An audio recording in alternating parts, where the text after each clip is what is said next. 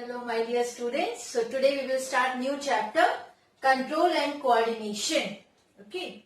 Now under that, nervous coordination is the first subtopic. Now before starting with the nervous system in the case of Hydra or in the case of Planaria, first little bit information about diffuse nervous system. What exactly is this? Now here, diffuse nervous system is the most primitive nervous system. In this, nerve cells are distributed throughout the organism, usually beneath the outer epidermal layer. This is very important point.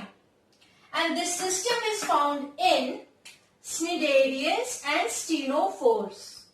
So in these two, usually this diffuse nervous system is found. Now come to that nervous system in Hydra. Here I have drawn the diagram of Hydra. Everybody knows this one. These are the 10 takers, and here you can see the network of the nerve. So I have written here nerve net. Okay. Now Hydra have a nerve net, a mesh-like substance or system. A mesh-like system of individual and separate nerve cells and fibers dispersed over the organism. Here you can see throughout the whole body that is covered with nerve net. Hydra has two nets, okay, two types. So one located between the epidermis and the musculature, and the second one is associated with gastrodermis. So these are the two nerve nets. In Hydra, neurons are slightly more concentrated in a ring near the pedal disc and the hypostome. Here this is mouth, this area. Okay. Now nervous system allows cnidarians, Hydra comes under that only. Nervous system allows cnidarians to respond to physical contact. They can detect the food and other chemicals in a rudimentary way. So they detect the food, they can go up to that food, and then with the help of the tentacles they can consume. So this nervous system allows, this nervous system, which one? Diffuse nervous system, allow the cnidarians to respond to the physical contact through the environment. So here this is all about the nervous system in Hydra. Now come to that nervous system in Planaria. Flatworm. Planaria belongs to phylum Platyhelminthes. Okay. Now flatworms, before that I have drawn the diagram here, flatworm. Here the labeling what I gave, cerebral ganglia, these two, okay, transverse commissures, which are the joining these two longitudinal nerve cords. These are the longitudinal nerve cords, and the end you can see the peripheral nerve plexus. Okay. Now, flatworm were the first invertebrates to exhibit bilateral symmetry, and also the first to develop a CNS and a brain. CNS is central nervous system and brain. Nervous system of Planaria consists of a brain. Longitudinal nerve cords and peripheral nerve plexus. Brain here, longitudinal nerve cords, this one, these two lines, one and this one, and peripheral nerve plexus. So nervous system of Planaria consists of these things. Now the brain located in the anterior portion of the animals, and it is composed of two cephalic ganglia. Here you can see these two cephalic ganglia. Here joined by a commissure. The longitudinal nerve cords, these longitudinal nerve cords, this one and the above one, okay, extend posteriorly from the brain. From the brain it extends posteriorly, and they are connected by a transverse commissures. These two longitudinal nerve cords are connected with transverse commissures. Okay, so connected by transverse commissures, and small lateral nerve extend from the cord. Which one? So these lateral nerves, you can see this side, branch-like structure at the after this longitudinal. So these lateral nerve extends from the cord these lateral nerves give rise to peripheral nerve plexus. Okay. So this is the structure of the nervous system of the planaria. Planaria richly supplied with sensory receptors. So this is also important characteristics. So here we have finished about the nervous system in Hydra and nervous system in planaria. And what is the main thing about this diffuse nervous system? That their nerve cells are distributed and they are present beneath the outer epidermal layer. And this one is very common in cnidarians and stenophores. Okay, so just have a look of this. Okay, now nervous tissue. So nervous system is made up of nervous tissue. And nervous tissue is composed of nerve cells or neurons and neuroglia cells. Okay. Neuron is considered as impulse generating and impulse conducting unit. This is very important. Neuron is considered as impulse generating and impulse conducting unit. Neuron possess two important basic properties: excitability and conductivity. Now what is this? Excitability is excitation by external stimuli, okay, by changing the action potential of their membrane, okay, and conductivity is to carry a wave of electric impulse from dendron to axon. So these neurons possess two important basic properties, that is excitability and conductivity. Here I have drawn the diagram of neuron. You can see this part, that fine branches are called dendrite. The middle portion, this is called cyton or cell body. In the center you can see nucleus, okay, and the length, this is called the axon, and axon is covered with a myelin sheath, and myelin sheath is interrupted at few points, and this is called nodes of Ranvier. Okay, and at the end of the axon, knob-like structure, that is called telodendrons. Okay, so we will go into the detail of this structure of neuron. Neuron or nerve cells. As I said, nervous tissue is composed of neuron and neuroglial cells. So first we will study about the neuron. It is covered by neurolemma and made up of two distinct regions. Those are cyton and cytoplasmic extension. So neuron covered by neurolemma and made up of two regions, cyton and cytoplasmic extension. Cyton is this cell body. Okay. Now first of all study about the cyton. Cyton or cell body contains granular cytoplasm with large number of network of neurofibril. Various cell organelles are also present, such as mitochondria, Golgi complex, rough endoplasmic reticulum and nucleus. Nissen's granules are also present in the cytoplasm. Here, in the cytoplasm, Nissen's granules are also present. Now come to the cytoplasmic extension.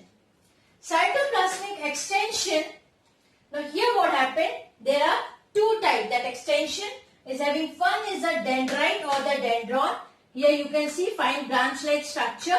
These are the dendrites. And axon. This one, the long structure, you can say axon. So cytoplasmic extension, there are two types, dendrites and axon. Now come to the dendrites first. Okay, dendrite and axon. Now dendrites are many fine branches which help to carry impulse towards the cell body. These dendrites will collect the impulse from the surrounding and they will bring towards the cell body. Now here, axon help in the conduction of nerve impulse away from the cell body, this axon.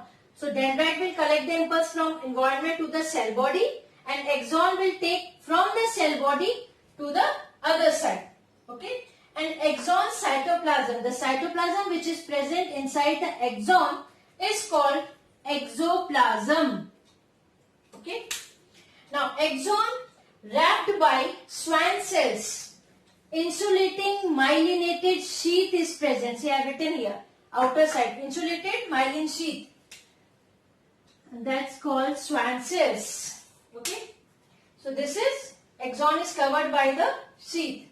Now telodendron, as I said, the last knob-like structure, terminal end of the axon, and they are filled with the neurotransmitters such as acetylcholine and adrenaline. So here telodendron, this region, at the end they have the neurotransmitter which will play important role while transmitting the impulse from one neuron to another neuron. Okay, so this is all about the cyton and cytoplasmic extension. Fine. Now come to the, depending on the number and arrangement of cytoplasmic extension, neurons are further classified into unipolar, bipolar or multipolar neuron. Fine. So, number and arrangement of cytoplasmic extension. How many there? Extensions are there related around the cell body. So, depending upon that, the neurons are classified as unipolar, bipolar or multipolar. Now, depending on the function, neuron classified as sensory, intermediate and motor. Right? So this one is depending on the number and arrangement of the cytoplasmic extension. Here this is depend upon the function of neuron. They are classified into three types. Okay? Sensory neuron. This sensory neuron responds to external stimuli and carries the impulse towards the central nervous system. Fine? Now intermediate, that is axonal part of sensory neuron, terminates in the intermediate neuron in brain and spinal cord. That zone is having the intermediate neuron. Then next is a motor neuron. This motor neuron carry impulse from central nervous system towards the effector organ to bring response. So depend upon the function, neurons are of three types: sensory, intermediate and motor. So that's why I have written like this arrow. This one is for sensory, here intermediate, then motor neuron. Now depending on the presence or absence of myelin sheath on the axon, neurons classified into medulated or non-medulated. Now medulated means where the myelin sheath is present, that protective covering, and non-medulated when sheath is not present. Right? So depend upon the number and arrangement of cytoplasmic extension, depend upon the function, neurons are classified depending on the presence of or absence of protective sheath, myelin sheath. Neurons are of two types: medulated and non-medulated. Now come to the next, nodes of Ranvier. As I said here, these are the nodes of Ranvier. Myelin sheath is interrupted by, at regular, this myelin sheath is interrupted at regular interval, fixed distance, and that interruption, that place is called nodes of Ranvier. Now neurolema. Now what is this? Thin delicate membrane surrounds the axon, is called neurolema. Next is saltatory conduction. These are the few terms that you should know. Saltatory conduction. The impulse jump from one node of Ranvier to another, because when the impulse travel from cyton to axon, whenever the node of Ranvier is there, at that point that jump and then again continue with the axon. Right? Now endoneurium. That each nerve is surrounded by sheath of connective tissue, and that's called endoneurium. Now next is a perineurium. Now large number of nerve fibers bound together in a bundle by perineurium, and several bundles are surrounded by epineurium, which collectively make a nerve. Now, the impulse from one neuron to another pass only through synapse. Here, because after this one more neuron is there, the next neuron, and they are not connected. There is a gap in between the two neurons, and that gap is called synapse. So the impulse from one neuron to another is passed by or passed through synapse. Okay. Now come to the, see, neuron part is over, or the nerve cell. Fine. Now the neuroglia cells.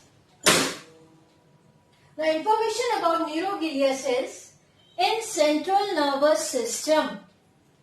The interneuronal space is filled with large amount of supporting non-nervous cells, and those cells are called neuroglial cells. Neuroglial cells and oligodendrocytes. These are the examples. Now they are capable of regeneration and division. Neuroglial cells, they are capable of regeneration and division, which is lacking in nerve cell. So these cells have the property of regeneration and division. Now the function. The glial cells are useful in supporting the neuron, nourishment of the neuron, provide protection to neuron by engulfing foreign particles. So this is the information about neuroglial cell. Okay. So this one is also over. So the nervous system is made up of nervous tissue, and nervous tissue is composed of neuron and neuroglial cell. So please go through the detail of this. This diagram is also very important, and the main important terms that you should know. So all the points, I think all the important terms, technical terms I discussed here, I explained. Okay. So just have a look of this.